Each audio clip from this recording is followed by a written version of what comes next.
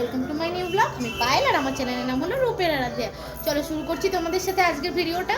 আজকের রেসিপিটা আমি করছি, তার জন্য আমাদের কিছু বাটা মশলা লাগবে। প্রথমেই দেখো আমি দেখিয়ে দিচ্ছি আদা রসুনের পেস্ট, একটা ছোটো সাইজের পেঁয়াজকে কুচি করে রেখেছি, 4টে বড় সাইজের পেঁয়াজকে বেটে রেখেছি, টক দই ফেটিয়ে রেখেছি, আর এটা হচ্ছে কাজু বাদাম মগজদানা আর পোস্তদানার পেস্ট। তো এই গেল বাটা মশলার পার্টটা। এবার আমরা মাছ তো লাগছেই, মাছগুলোকেও ভেজে রাখছি, অলরেডি ভেজে তুলে রাখবো। আর লাগছে কিছু গোটা গরম মশলা, সেগুলো হলো তেজপাতা, শুকনো লঙ্কা, লবঙ্গ, এলাচ। তো তোমরা দেখতেই পাচ্ছ এই কটাই লাগছে আপাতত। আর বারিস্তা ভাজার জন্য কিন্তু একটা ছোটো সাইজের পেঁয়াজ আমরা কুচিয়ে রেখেছি। এবার কড়াইতে ফার্স্ট তেল দিয়ে দিলাম, দিয়ে আমরা কিন্তু মাছগুলোকে প্রথমে ভেজে নেব। মাছগুলোকে আমি বলে দিই সাদা তেলে ভাজতে হবে। আর প্রথমেই নুন হলুদ মাখিয়ে অলরেডি মাছগুলোকে রেখেছি, আমরা দেখতেই পাচ্ছ নুন হলুদ মাখানো রয়েছে। এবার মাছগুলোকে কিন্তু আমরা একে একে দিয়ে দিচ্ছি, আর হালকা ব্রাউন করে কিন্তু ভাজতে হবে। একদমই বেশি ভাজলে হবে না, একদমই হালকা ব্রাউন করে ভাজতে হবে। খুব বেশি লাল করে কিন্তু আমরা এখানে কড়া করে ভাজবো না, নরম করেই মেনলি ভাজতে হবে।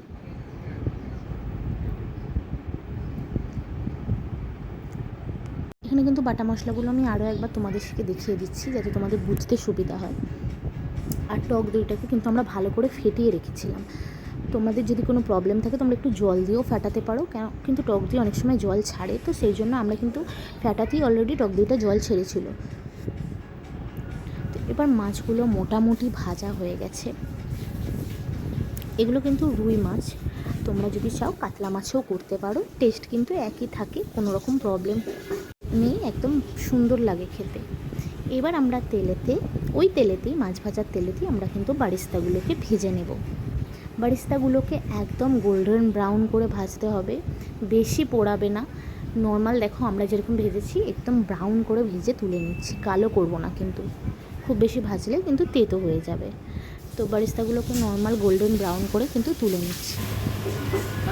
এবার তেলের মধ্যে যে গোটা গরম মশলাগুলো আমি অলরেডি তোমাদেরকে বলেইছি, তেজপাতা, শুকনো লঙ্কা, এলাচ আর লবঙ্গ, সেই সমস্ত গোটা গরম মশলাগুলো আমরা একে একে তেলেতে দিয়ে দিচ্ছি।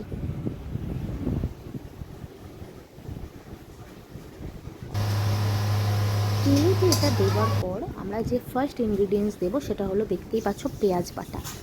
পেঁয়াজ বাটাটা দিয়ে আমরা কিন্তু 5 মিনিট মতো নাড়াতে থাকবো। আর রান্নাটা কিন্তু সম্পূর্ণ লো টু মিডিয়াম ফ্লেমের মধ্যেই হবে, হাই ফ্লেমে কিন্তু একবারও যাবে না। আর মশলা কষার সময় চেষ্টা করবে ফ্লেমটাকে একটু লোতে রেখে ধিমি আছে, যেন রান্নাটা খুব সুন্দরভাবে হয়। তো পেঁয়াজটাকে প্রথমে তো ভালো করে আমরা কষে নিচ্ছি। এটা মিনিমাম 5 মিনিট মতো লেগেছিল, আমি যদিও সেটাকে ফার্স্ট করে তোমাদেরকে দেখিয়ে দিচ্ছি।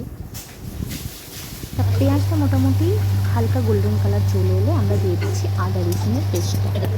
এটা দিয়েও 2-3 মিনিট মতো আমরা নাড়াবো, যতক্ষণ না কাঁচা গন্ধটা চলে যায় ততক্ষণ পর্যন্ত কিন্তু নাড়াতে হবে। দেখো 2-3 মিনিট নাড়ানোর পর কিন্তু আমরা একটু নুন দিয়ে দিলাম। এবার আমরা কিছু গুঁড়ো মশলা অ্যাড করছি, সেটা হলো ধনে গুঁড়ো আর জিরে গুঁড়ো। তো ধনে গুঁড়ো জিরে গুঁড়োটা আমি কিন্তু দিয়েছি, তোমরা চাইলে এটাকে স্কিপ করতে পারো, কোনো অসুবিধা নেই, কিন্তু দিলে আরও বেশি টেস্টটা ভালো হয়।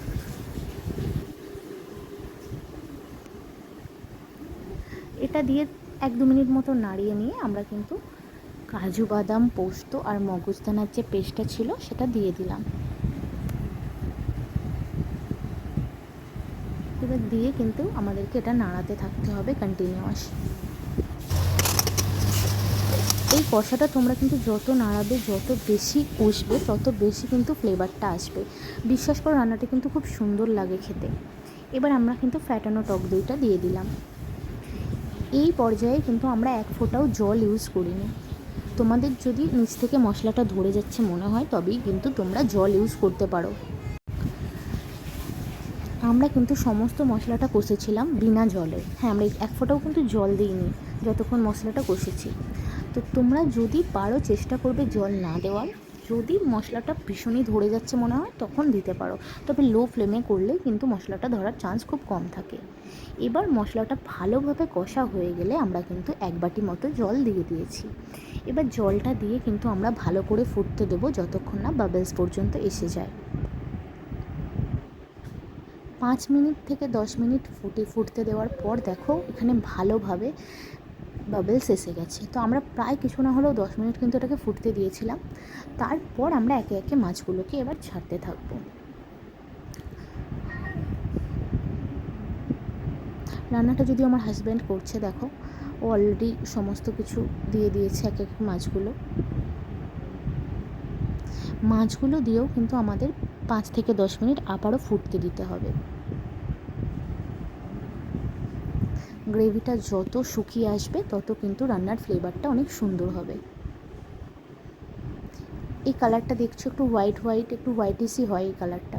তো উপর থেকে দেখো একটু ধনেপাতা ছড়িয়ে দিলে আবার ঢাকা দিয়ে 2-3 মিনিট মতো ফুটতে দিয়ে আমরা কিন্তু উপর থেকে বারিস্তা ছড়িয়ে নামিয়ে নিলাম। রান্নাটা এখানে প্রায় কমপ্লিট। উপর থেকে এবার বারিস্তাগুলো দেখো ছড়িয়ে দিচ্ছি। এবার কমেন্টে জানাও তোমাদের কেমন লাগলো।